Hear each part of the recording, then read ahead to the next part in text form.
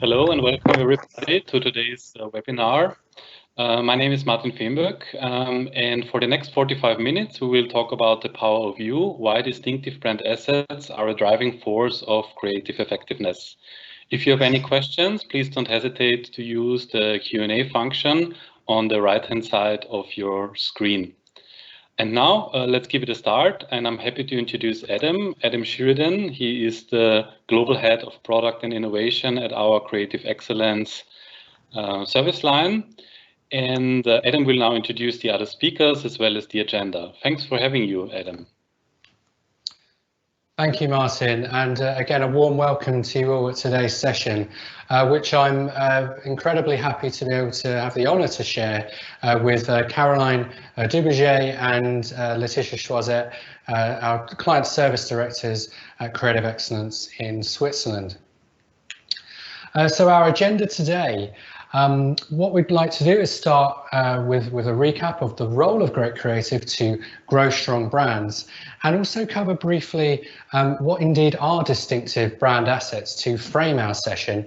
And then we'll take it to some R&D that we've run and some data-driven insights, helping us to understand how brand assets can help to fuel creative effects. And then more specifically, the types of assets that we see on average are more effective than others. And of course, in any session in today's challenging times, we couldn't, of course, have this without referring to COVID-19 and the conditions around us. And we'll talk about how brands can consider leveraging their assets and different creative styles during this time as well. So to start our session, what is a brand? Probably a shared definition for many of you, but to give the Ipsos definition, really a brand is a very intangible thing in some respects. It's a memory network of associations and experiences of thoughts, feelings, images and sounds. It's in our heads. And because it's a memory network that is in our heads, what can happen is that over time, those memories can fade. And it may not be surprising for some of you to understand that actually when people are polled about all the brands that they use, they wouldn't care if 77% of them actually disappeared overnight. Brands, more often than not, are a solution to a problem. And the role of creative is to keep those brands salient in mind so that they come to mind at the moment of choice or consumption. And how do we know that creative works? Well, we see in a lot of data outside of Ipsos that strongly creative content really does lead to business impact. Metrics from the IPA, for example, looking at creatively awarded ads versus non-awarded ads, indicate that the awarded ads lead to 11 times more market share gains than the non-awarded. And we also see that awarded ads, or companies that deliver awarded ads, have 3.5 times the stock market performance of companies that do not. And when we take it on the right-hand side to Ipsos data, we see that when we evaluate creative in our solutions, those that get a high creative effect index are 20% more likely to gain strong business sales outcomes than average creative. So in short, we know that creativity works. But how does creative work? Well, strong creative sparks memories to influence choice. We referred earlier to the mental networks that we'll have in our minds of the different choices and associations with those choices. The role of great creative is that when you're in the present, making a choice, a short-term choice, you'll often refer to the past. You'll refer to those memory networks, and the role of creative is to capture and retain attention, to develop, reinforce or disrupt those networks, to then carry through to influence at those choices in the present, and even longer term, more consistent choices in the future based on the outcomes we want to achieve. So now we have a shared definition of what a brand is and what great creative needs to do to influence choices for brands. What are distinctive brand assets? Well, the definition on the left is from Ehrenberg-Bass, who first coined the phrase distinctive brand assets back in 2010. The definition being non-brand name elements that can trigger the brand into the memory of category buyers. And it's non-brand name elements that's the really important part. We can see on the right-hand side of the screen different types of cues of brand assets. They can be visual, such as a creative ad style or a color, and they can be auditory as well, such as music. And there are many different sensory cues that can be weaved into creative, weaved into content to enable you to brand without branding, to use those assets to weave that brand into the story. So the big question is, how, if at all, does leveraging those assets lead to better quality creative that then gets you the business impact that you want? Well, while I think a lot of industry commentators would say that brand assets are important, and there's a lot of investment that goes into brand assets, at Ipsos we didn't really feel that question had yet been thoroughly answered. So the purpose of the research that we did was to look to answer that question. And what we did was we took 2,000 pieces of video creative that we had evaluated in our solutions, and we applied metadata to each of those cases for if a brand asset was present, and if it was, how frequently it was present, and how much time it was present for. And we cross-referenced that metadata with the performance via our evaluative metrics, and focused in this paper, the power review, on brand attention, which we know if you don't capture and retain attention in the first instance, you won't have an opportunity to influence choice later. So really a gateway metric that's very important. What did we discover?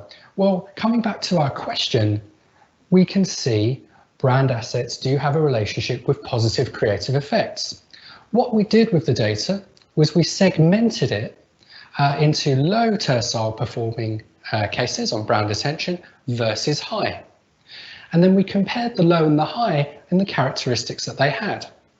If we look at the left-hand side of this graph, what we can see is that the frequency of naming the brand in text or verbally narrating it doesn't really differ between the low and the high performers, just a 3% difference.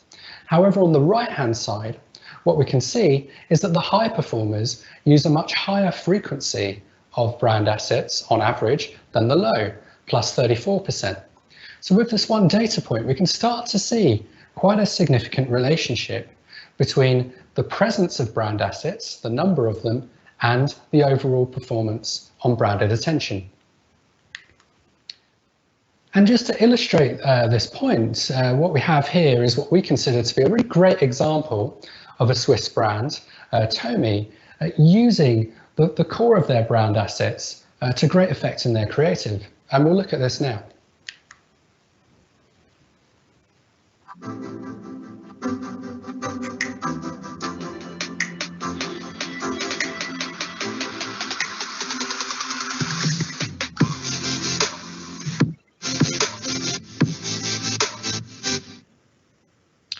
So the use of that logo, the use of the colours, a very illustrative example of the overall effect that we've seen. Now, we'll go into more detail on the types of assets that are effective in a few moments. But before we do, what we thought would be interesting to do would be to have a little quiz with you as a group. So what you should be seeing in the live chat now is a link to a survey. Why not? This is Ipsos. We like surveys. And what we'd like to understand from you is for each of the 3 sonic cues, the sonic brand assets that we'll play for you, is if you can name them from the choices that you have, if you can correctly identify them. So what I will do is I will play each sound in turn. And once I've done that, you'll have access to the survey already. Once I've done that, you can give your answer, and we'll give you a few seconds in between each one. So that was number 1. And now we'll go to number 2.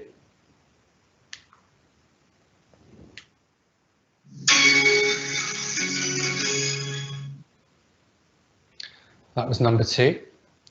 We'll now go to number 3.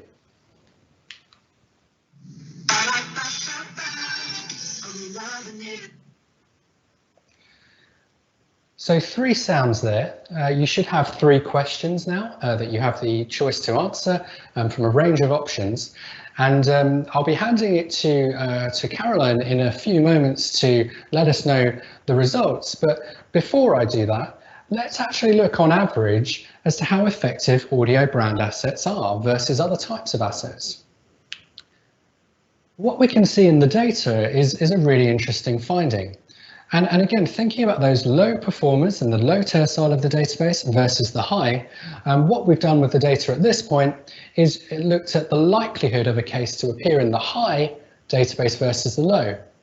And what we can see is that if you include an audio brand asset, such as the sonic cues that we looked at earlier, you are 3.44 times more likely with your ad to be in the top third of the database than the bottom. And when we compare that to visual, where there is still an effect on average, 1.15 times more likely to be in the top than the bottom, we can see quite instantly that audio appears to have a stronger relationship with positive branded attention effects. And this, to us, feels like a really untapped opportunity. That we're very focused as marketers and as researchers on visuals, on stopping power, with people scrolling through their news feeds, with people skipping, say, pre-rolls before getting to content. And I think rightly so. However, audio assets do seem to have a lot of power, and we do see some brands using them very well.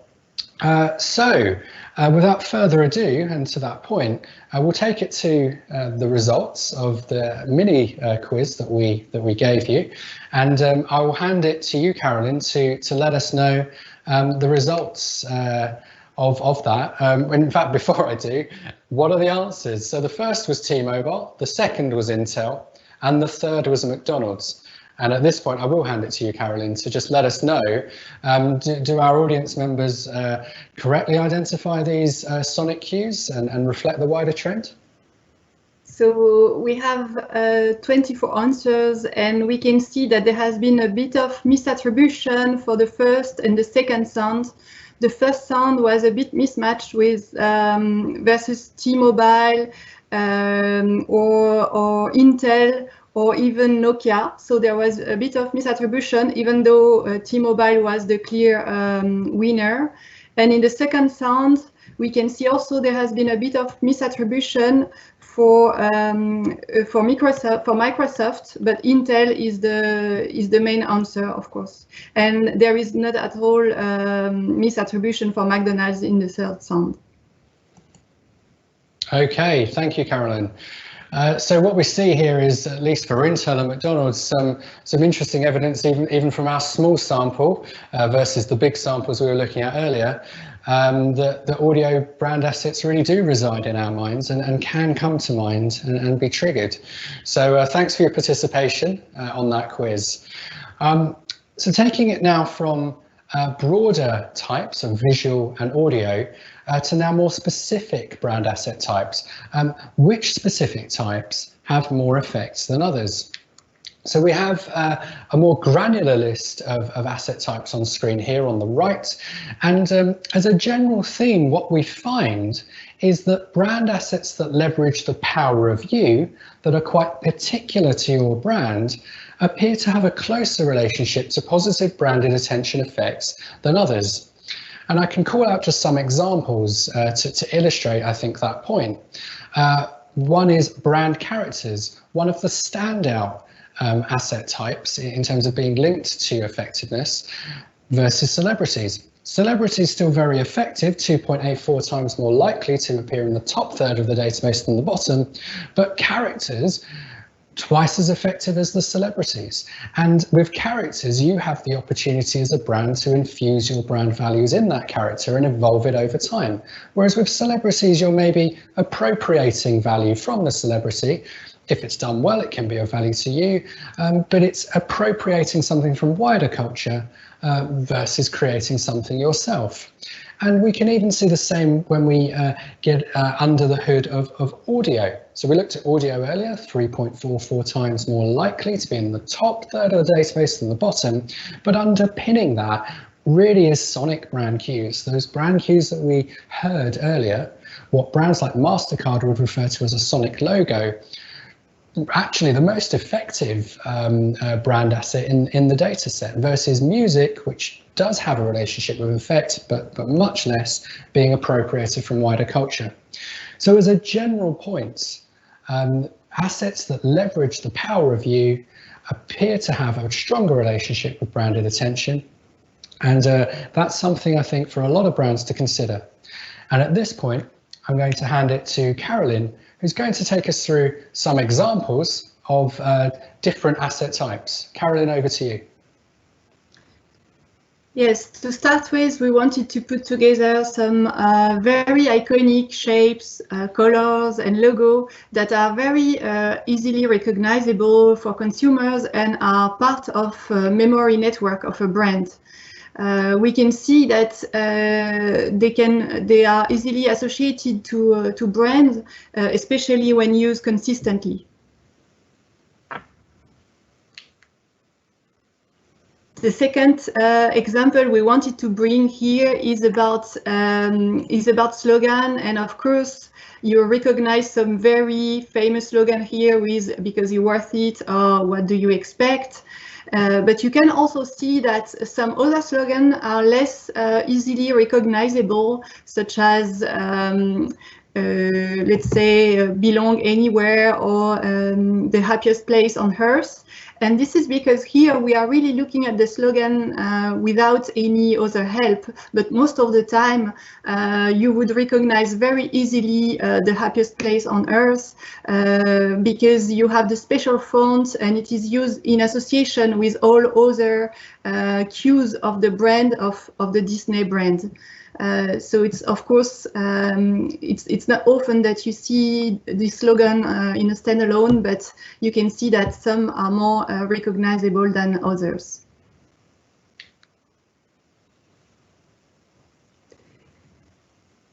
And we had to reloop on the characters because this is by far the most recognizable asset, and we can see here that all these assets, such as let's say M&M's, the bunny for Duracell or for Nesquik, the marmot for Milka, are very closely linked to strong brand attention, and they are very distinctive for each brand and easily recognizable. And of course, we are going to speak about that, but they can evolve across the campaign, and they are very powerful assets. And now I hand over to Laetitia, who is going to tell us more about characters versus celebrities. Thank you, Caroline. So yes, while celebrities add value, brand characters add really more. Why? Because they are really distinct to you. You can define them, take from the best of your brand. You can also use them as an opportunity to evolve your brand and your intended message. So for instance, if we take Colonel Sanders, is defined as a distinctive asset, a distinctive character by the founder of KFC, and he has been adapted. For instance, here we can see him in the campaign for Ready in the US. You can even date with the hot colonel, or even have the robot colonel take your order in a mobile app in China. We have here also some very emblematic characters that immediately tell you which brand is advertised. Why? Because those characters have been used consistently over time in all communications and also all packaging. So now let's watch an example of Mr. Proper, Mr. Clean, advertising. And while evolving the character, the tone and style also evolved to be even a bit funny.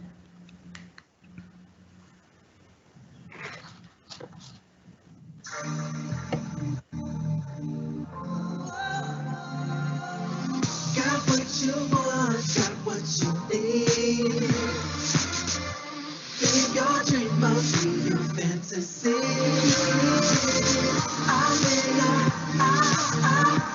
Sarah? Sarah? Clean enough?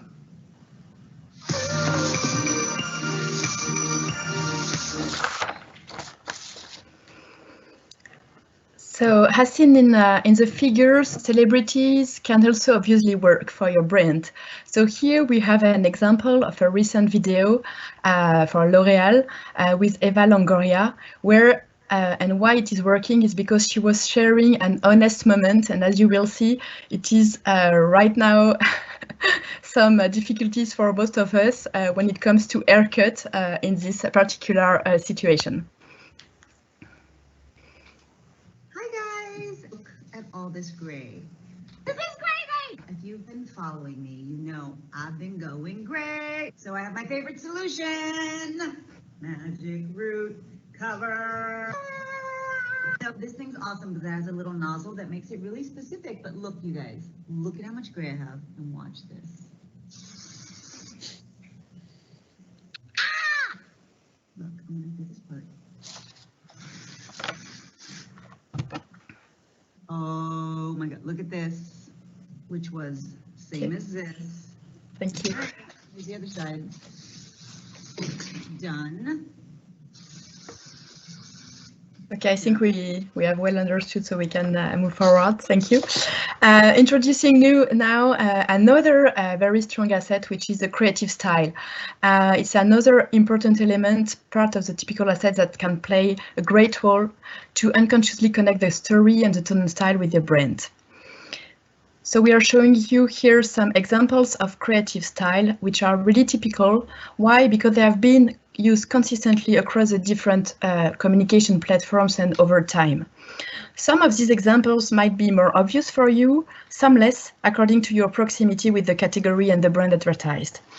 So we do see here, for instance, first, the friendship, togetherness, and the gastronomy, which is featured with San Pellegrino. We have the cartoony style with Felix. We have the very emotional mood, which is developed every year by John Lewis for every Christmas advertising, always leveraging kids and something really strongly emotional. And we are always looking forward for the next Christmas ad from John Lewis every year. We do see here the beach setting, completely associated to Corona. And the last one is about Kenzo, where it's always associated to the red color and the red flower. And we will now watch an advertising from Kenzo. And you will see that indeed, beyond the color and the creative style, we'll see that the music is also highly powerful. Oh, can you play the video?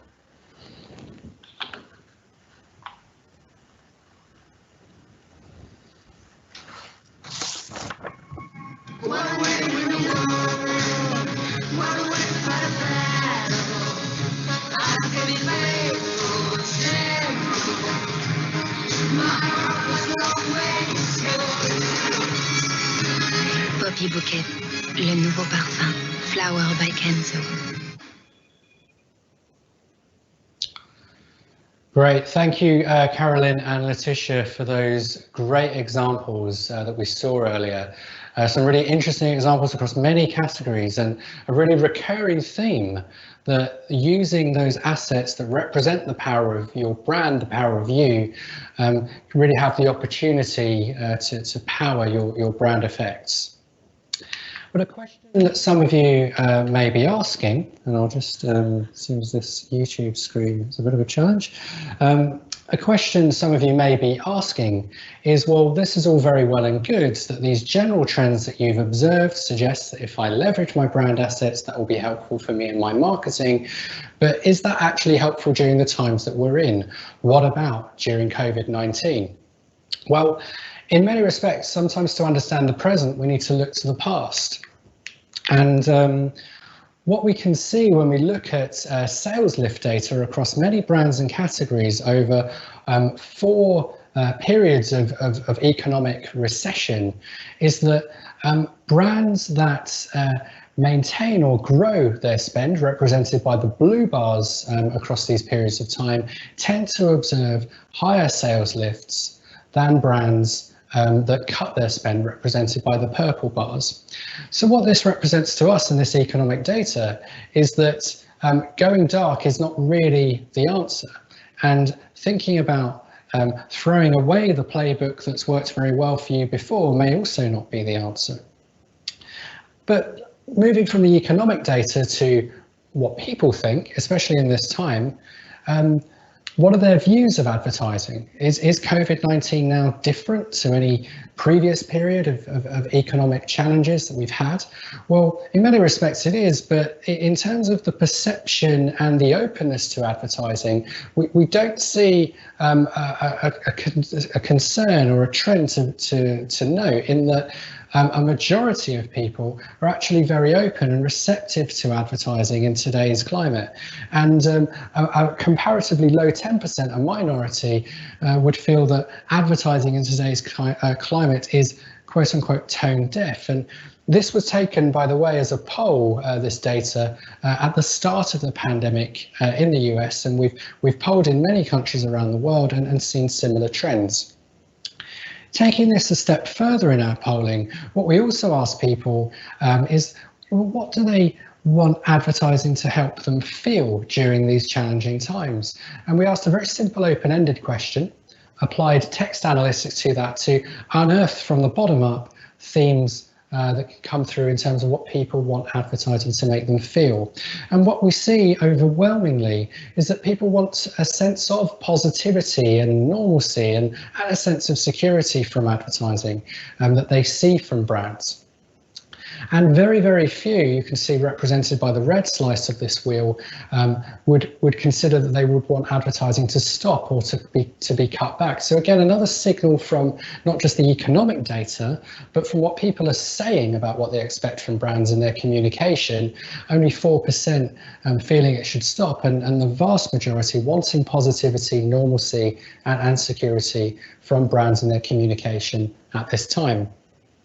We also tested a series of video creative in our solutions to understand if the video creative that has been deployed by brands reflecting the COVID-19 pandemic and the brand view of the pandemic, how effective they were. And what we see is quite interesting is that of the 10 that we tested, 8 actually fell below the average benchmark in terms of brand attention, that core KPI metric that we looked at earlier in the relationship with brand assets. And very few also had the potential to change short-term behavior. So what we're seeing here is that a lot of brands appear to be talking about the same thing in the same way, and they're perhaps not considering the playbook of the past, which is in leveraging those brand assets and talking about themselves, whilst perhaps recognizing the challenging conditions that we're in. And I'll now hand it to Carolyn to share with us some examples of what brands are doing, and then we'll look at some further examples in a moment. Carolyn, over to you.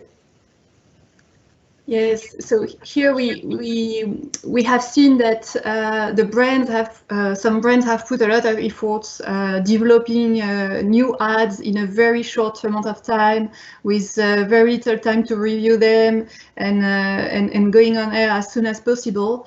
And this is what we can see here by playing this short video. We might not go up until the end, but we just want to see some extract of what the brands have been doing during the crisis, which is still on, actually. Thanks, Carolyn. I'll play the video and do let me know when you'd like us to finish it.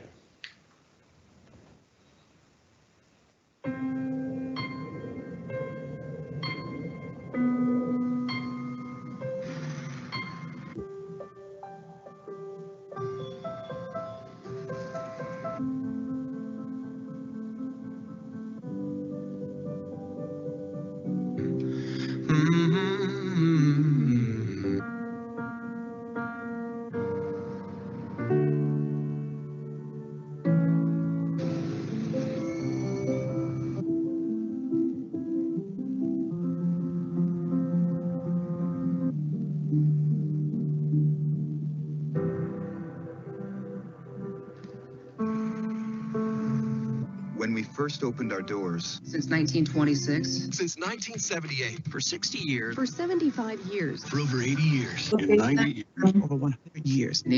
Okay, No problem. Yes, so what we can see after a while is we understand this idea of emptiness, of a slice of life at home. So we understand this idea, and it's quite common across several brands. And we can see that some of this execution were lacking some distinctivity, and actually not only distinctivity, but also connection with the brand, which was not immediate enough.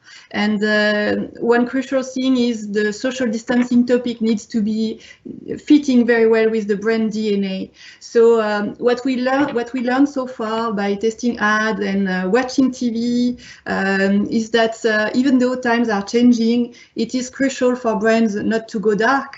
As Adam just mentioned before, but we also know that creative quality still matters. And keeping that in mind, we believe there are two main options. So either you choose to adapt the communication to the current crisis, but you need to stay authentic and faithful about what the brand stands for. Or you can just maintain your actual campaign on air and keep communicating just as you were before.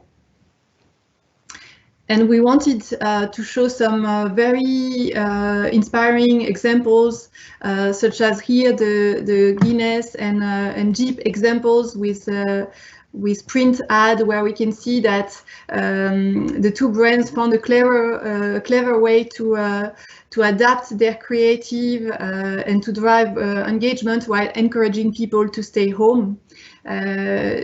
Jeep is a very interesting example because we can see that they have a whole series of design building on this topic, stay home, but while replicating a car, but never really showing the car, just showing the distinctive aspect.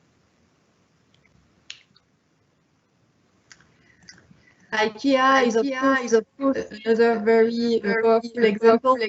You can see that this communication around stay at home really resonates with the brand DNA and the current situation. So it's a very clever way also to leverage IKEA assets.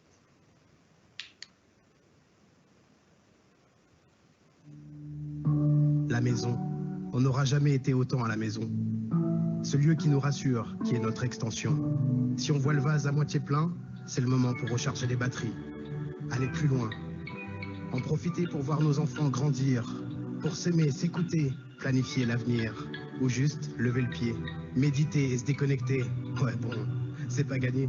Alors même si c'est un défi, gardons la motivation. Prenons soin de nous. Restons à la maison.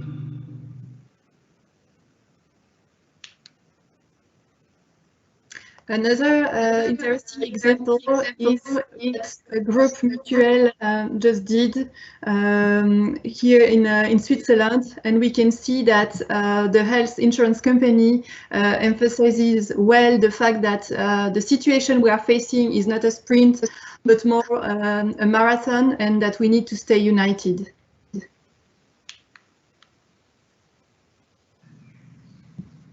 Das ist kein Sprint, sondern ein Ausdauertest, der Geduld und Solidarität abverlangt.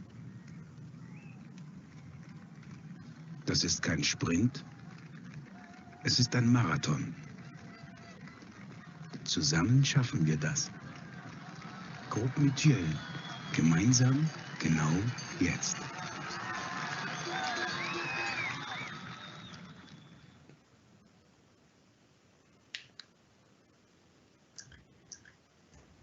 One other interesting example is the Milka example, which has been adapting the Epic Split creative that has been on air for the last 2 years.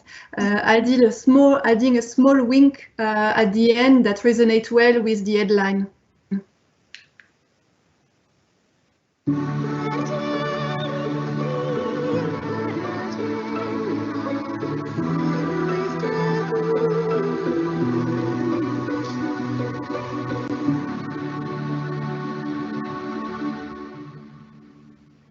So don't do the same at home, but stay at home. This is the main idea.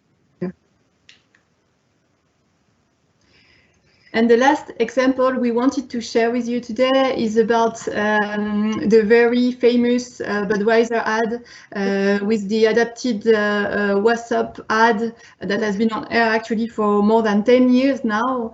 And we can see that the quarantine situation is very well fitting with the story, very well integrated.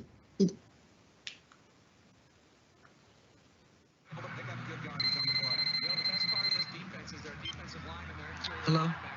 Hey, who? What's up? Nothing, B. In quarantine, having a bud. What's up with you? Nothing. Quarantining, having a bud. True. What's up? What's up? Yo, what's that? Yo, pick up the phone. Hello? What's that? What's up? Yo, where's Dookie? Yo, Duke. Yo. What's up? What's that?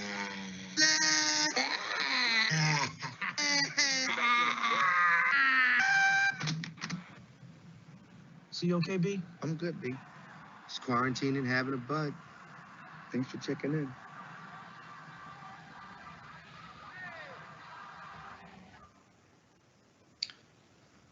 Thanks very much, Caroline, for sharing those great examples. And a particular favourite of mine was the last with What's Up. If I remember well, that campaign first aired in 1999, so some time ago. It's a bit of 90s nostalgia for those who were there, and a great example, incidentally, I think, of a brand reigniting that creative style that they had before. And for me at least, reigniting those memories of that brand asset, of that mnemonic, that creative style. So some great examples that we saw from Caroline in brands now leveraging their assets, whilst also speaking to the conditions of COVID-19 that we find ourselves in, rather than the earlier ones that we saw, that very reactive, all brands trying to do the right thing, by the way, but very reactive and talking about the same thing in the same way. And really, just to sum up the session and bring it back to then the brand assets that we've been talking about and the data we've seen, we have seen that in our research, brand assets do have a relationship with positive branded attention effects. And in particular, assets that leverage the power of you, those assets that are created by you, that represent you, rather than those that you can appropriate from wider culture, have a stronger relationship than celebrities' music, for examples from wider culture. And when we bring this then to the conditions that we're in today in COVID-19, we firstly do see a lot of data that suggests that going dark isn't the answer. And in relation to marketing, to advertising, a real openness from people, even a near expectation that they want the normalcy and positivity from brands to help them get through these times. And as we saw earlier, we're now at the phase that we feel that brands are getting creative. They are getting back to their playbook, leveraging their assets, leveraging the power of their brands and the power of you, whilst recognizing the conditions that we're in. So those are really the key topics, themes and content we have for you today. We'll now open it up to Q&A. And I'll hand it to you, Martin, to let us know of any questions we may have had from the audience. Yes, thank you, Adam. Thank you, Letizia. Thank you, Caroline. Indeed, we have received some questions, and the good thing is that we also have some time to go through some of them. I think the first one is something related to Adam. Do you observe any evolution of drivers brand attention over time? So, for example, 2020 compared to 10 years ago? So I can take that one, Martin. I think the first thing to say is that the scope of the research that we shared with you today represents a selection of ads we've tested from the last 3 to 4 years, so not trended over time. But I can give a personal view, actually, on trends that I've seen over the previous decades to now, and maybe it relates back to audio. if we think even back to, say, the 50s, in the heyday of Madison Avenue, audio assets were known by another name. They were called jingles. And jingles were commonly used and mostly agreed by a lot of practitioners to be very powerful means by which to deliver a branded message and story. But I would say jingles now are a little bit out of fashion, and I'm not sure why. And maybe though it is this focus on visual, this focus on stopping people in their tracks, but now we're talking about sonic brand logos and sonic cues, and while they're not necessarily jingles, they are sounds, and I think I see brands now more so embracing sounds and now coming back to even the 1950s in recognizing their power. So that's just my personal opinion, and I think over time I'm sure we'll see some data that can help inform those kind of opinions. Okay, thank you, Adam. There is another one, maybe it is time for Letizia. How do you evaluate George Clooney as a celebrity's testimonial for Nespresso? Yes, definitely. George Clooney is a strong celebrities and a strong asset for the brand Nespresso, working very well for the brand, has been used consistently for several years. So yes, it's a great asset. But George Clooney is not the only asset of Nespresso brand. If you think about what else, obviously it's also unconsciously associated with Nespresso and George Clooney. And you have also a humorous tone and style, which is associated with the brand Nespresso.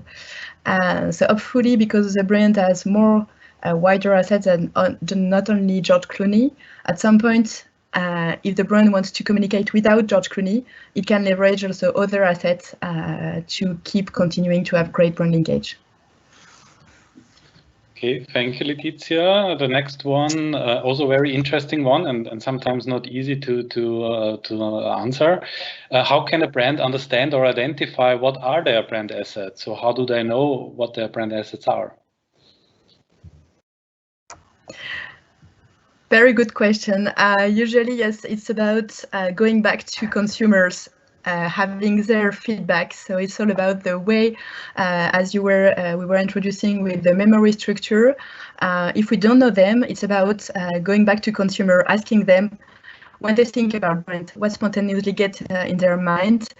Also assessing in advertising which assets we can identify, and then while they are identified, it's about using them consistently to make sure that they will be implemented over time and then very well associated with the brand.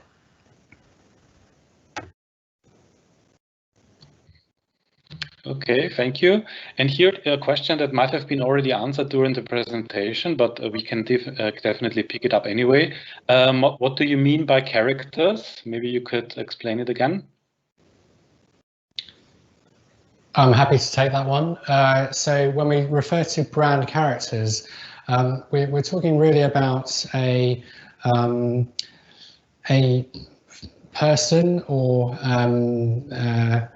I guess a person that has been developed by the brand specifically. So that can be a caricature of with a human being. So an example that comes to mind for me is a US example, but is Flo for Progressive. So she's been a long-standing caricature. So this is a human being, an actress who plays the character of Flo and is a real thread through their creative, their advertising, but then also taking it back to more fictional characters now. We mentioned the Colonel earlier for KFC. He was a real person, now more of a fictional character. So that's what we mean, a human being or a created person, avatar, if you will, that really represents the values of the brand and acts as a vehicle, an opportunity to evolve over time as the brand positioning and the brand messaging evolves over time. Okay, thank you, Adam. I think that was a good clarification for this point. And then more of a kind of a feeling or evaluation. Do you see any kind of better scores for specific industries if you're comparing industries or categories? Is there any general trend, or is it just kind of related to a brand itself? It really doesn't differ that much by category, if at all. There's certainly no significant differences we've observed by category, which in of itself I think is an interesting finding, because it means that what we've seen is somewhat generalizable.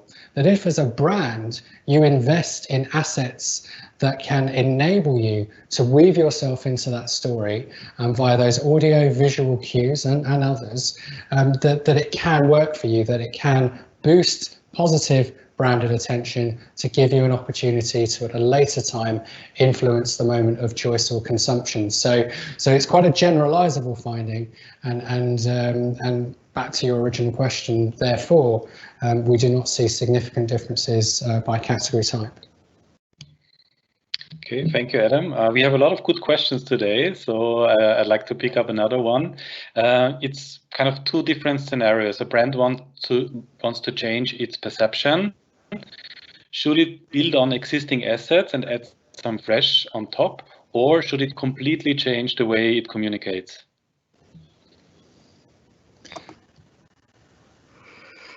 I'm happy to give an opening answer. Caroline, Letitia, do you have a view on this before I jump in? Would you? I will build after if needed. Okay, yeah, no problem. So my answer, which I think needs to be qualified, really is it really is going to depend on the brand itself. Yeah, we do see situations in Ipsos where.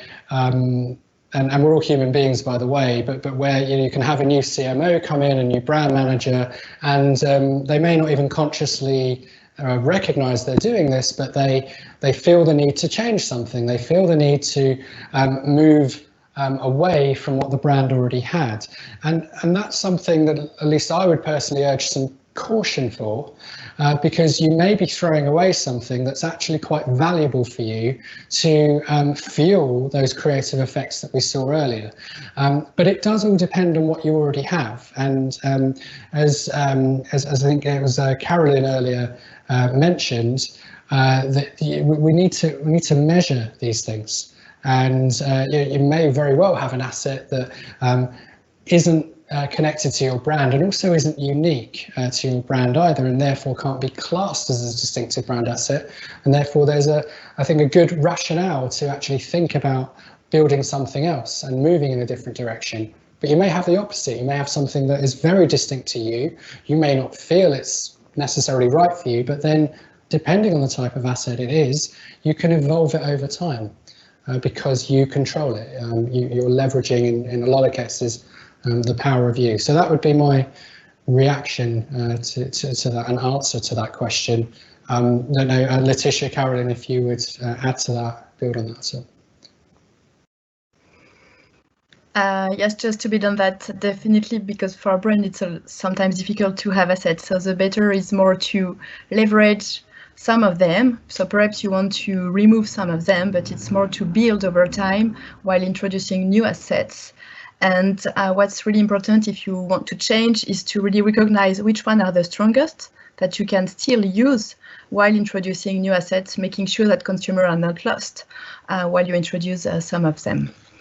And earlier we have seen an example of Tommy, and at some point the communication has evolved, and what really stayed consistent over the different communication is this typical font and color, unable to have this great brand linkage still right now. And I think it was also the example of Mr. Proper or Milka maintaining the strong asset that they have, so finding the right balance between renewing a little bit the way they communicate, but maintaining the strong assets that they have. So it's a matter of being consistent and finding a way to renew a little bit what you can say about your brand. Okay, thank you very much for this answer. I think one last one, also being conscious of time, but it's also a very nice one. I think it would be a shame to not raise this question. In the last section you talked about COVID-19, and the client explained in the chat box a little example. So the client mentions, we produced a new copy for Easter advertising and new kids range for Easter.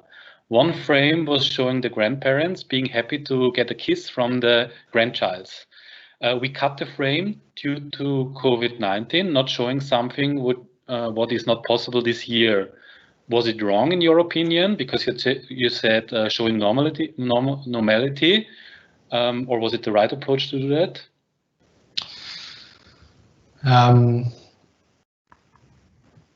I think it's not necessarily wrong, but what we have observed in the last weeks is that consumer can still be inspired and like what they see when they see on the screen somebody walking in the street, being in the nature, or being in a restaurant. Consumers didn't stop liking it and identifying it with it. So I think there was no big issue with having a kiss from the grandparents, because it's normality, and it's still quite aspirational for the consumers. Okay, thank you, Caroline. We've received a couple of more questions, but I think we will follow up after this webinar. So thanks again for joining this session. Next week, we are going to share the recording as well as the deck. If you have any questions, please don't hesitate to reach out to us, to the team, to the respective Ipsos contact. And this webinar was part of a series of webinars we are conducting this year. So for example, in April, we talked about sustainability. Today about brand assets, and in July we will come back with omnichannel fundamentals. So thanks again for joining, stay safe and enjoy the rest of your day. Thank you. Thank you. Thanks, bye. Goodbye.